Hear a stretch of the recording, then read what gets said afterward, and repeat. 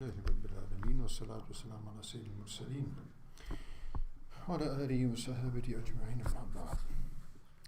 سبحانك لا علم لنا إلا ما علمتنا إنك أنت العليم الحكيم. سبحانك لا فهم لنا إلا ما فهمتنا إنك أنت الجواد الكريم. وقل رب زدني علما. قال الإمام النووي رحمه الله تبارك وتعالى ونفعنا بعلومه في الدارين. قال وعن أبي حفص عمر بن أبي سلمة عبد الله بن أسد ربيب رسول الله صلى الله عليه وسلم قال كنت غلاما في حجر رسول الله صلى الله عليه وسلم وكانت يدي تتيش في الصحفة فقال لي رسول الله صلى الله عليه وسلم يا غلام سم الله تعالى وقل بيمينك وكل مما يليك فما زالت تلك التعمة بعد متفق عليه.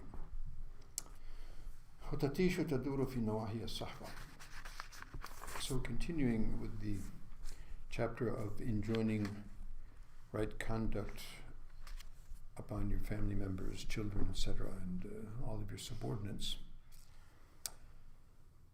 So in this hadith of Sayyidina Umar ibn Abi Salama, who was the son of Abu Salama and obviously Salama also, who Abu Salama Abdullah ibn Abdul Asad, who was one of the very early companions of Rasulullah sallallahu alaihi wasallam, who passed away in Ethiopia. No, not in Ethiopia, but he died later on. And when he died, so Rasulullah sallallahu alaihi wasallam, of course, married his widow, Sayyidah Salama radiallahu ta'ala. And so those children who were what we call Raba'ib, they were the orphans who were under the care of Rasulullah sallallahu alaihi wasallam, being the children of his wife. And Nabi sallallahu alaihi wasallam cared for them in such an exemplary way that it would be next to impossible even for the real father to care for those children. So in any case, so Umar ibn Abi Salama radiallahu anhu, he mentions that I was a young boy in the, they say, fi hijri Rasulullah sallallahu alaihi wasallam, basically under his, in his lap. It's a sort of a kinaya, meaning that under his care, being that his mother was his wife. Okay. So he said that my hand used to wander around in the plate. In other words, it would wander here and there on the various areas of the plate, looking for the good things and picking them out, right? And so Rasulullah took his hand and said, Ya Ulam, said, oh young boy, take the name of Allah, Sammillah, wa kul biyaminik, and eat with your right hand, wa kul mimma yalik, and eat which is close to you. Everybody's, their hands are roaming all over, you're going to end up with a problem, right?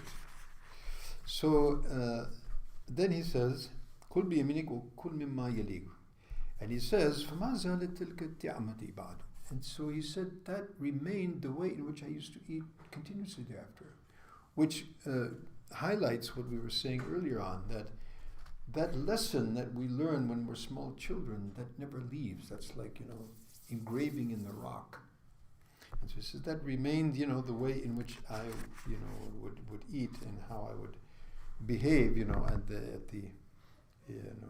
at the plate, and particularly in the company of other people. And that's generally how, the Arabs and Muslims used to eat. Now we have this thing where everybody has his own plate, which is unfortunate, actually. People think this is more hygienic or something, or they're afraid of getting COVID from his plate, or I don't know what kind of weird concepts they have. However, Imam Ahmad radiallahu anhu, he says 3 things put barakat in the ta'am. He said Bismillah in the beginning and Alhamdulillah in the end, and kathratul aidi. The more hands in the plate, the more barakat, because everybody comes with their own barakat. Every mu'min comes with the barakat that Allah subhanahu wa ta'ala gives. So that descends in the plate, right? And it used to be that, Muslims, anywhere you go, whether you're from North Africa up to China, they used to have a big plate, and you'd have 5, 10, 15 people in one plate. And now we've learned, you see, the etiquettes of the West. Very interestingly, there was a story of some fellow was one Muslim was in a restaurant, a very high-class restaurant, perhaps in France, And so he was eating with his hand. Now the administration came from the rest and said, "Hey, I'm sorry, this is a cultured, civilized place. You know, we eat with utensils. Eating with your hands, what kind of barbarianism is this? You know." So he said, "Oh yeah. Okay, so your spoons and your utensils, how many people eat with those, by the way?" He said, "So many. We wash it with it." He said, "Well, I tell you something. Nobody eats with these except me." So actually, we have in the way of Rasul alayhi salatu wasalam, and he used to also lick his fingers. You don't know in which morsel of the food is going to be that special barakah. So if we revive these sunnats, even though, you know, in this day and age, people would look at you like you're out of your mind, you know, but actually we're in our minds, and